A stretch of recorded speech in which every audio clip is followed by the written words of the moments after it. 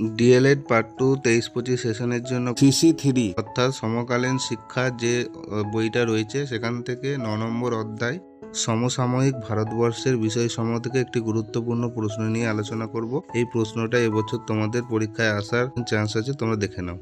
প্রশ্নটা হলো শান্তি শিক্ষার জন্য গৃহীত বিভিন্ন পদক্ষেপগুলি আলোচনা করুন, বা প্রশ্নটা এভাবেও আসতে পারে যে শান্তি শিক্ষার প্রকৃতি বা বৈশিষ্ট্যগুলি লিখুন।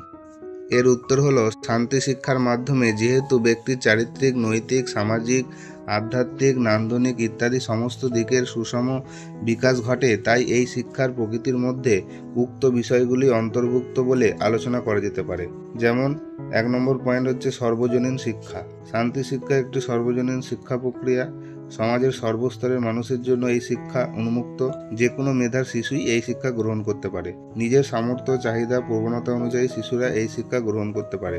2 নম্বর পয়েন্ট অধিকার সম্পর্কে সচেতনতা। ব্যক্তিকে তার দায় দায়িত্ব সম্পর্কে সচেতন করে তোলা এই শিক্ষার একটি গুরুত্বপূর্ণ বৈশিষ্ট্য।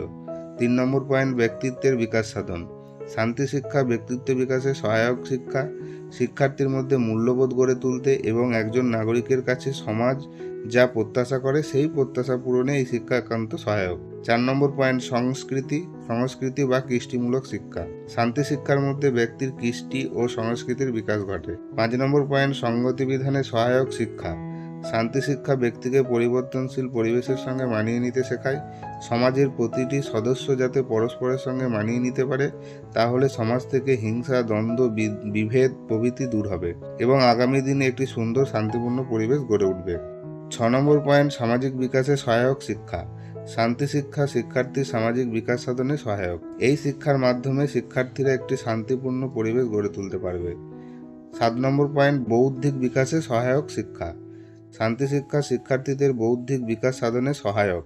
এই শিক্ষার মাধ্যমে শিক্ষার্থীদের অন্তর্নিহিত ক্ষমতাগুলি বিকশিত হয় ও বুদ্ধির বিকাশ ঘটে। 8 নম্বর পয়েন্ট সৌন্দর্যবোধের শিক্ষা। শান্তি শিক্ষা শিক্ষার্থীদের সৌন্দর্যবোধের বিকাশ ঘটায়। এই শিক্ষার মাধ্যমেই শিক্ষার্থীরা একটি স্বপ্নের সমাজ তথা পৃথিবীর সন্ধান পাবে। এছাড়াও এই প্রশ্নটার সঙ্গে তোমরা শান্তি শিক্ষার লক্ষ্য উদ্দেশ্য আলোচনা করো এই প্রশ্নটা। এছাড়া শান্তি শিক্ষা কি, শিশুর অধিকার রক্ষার ক্ষেত্রে শান্তি শিক্ষার ভূমিকা আলোচনা করো, এই প্রশ্নগুলো দেখে যেতে পারো। এছাড়া ডিএলএড কোর্সের যে কোনো বইয়ের কোনো প্রশ্ন যদি আটকে থাকে তোমরা আমাকে কমেন্ট করবে, সেই প্রশ্নের উত্তর তৈরি করে দেওয়ার চেষ্টা করব।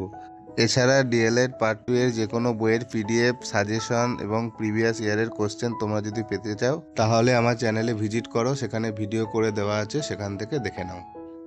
ভিডিওটা ভালো লাগলে লাইক করো, বন্ধুদেরকে শেয়ার করো আর চ্যানেলটা সাবস্ক্রাইব করে আমার পাশে থাকো।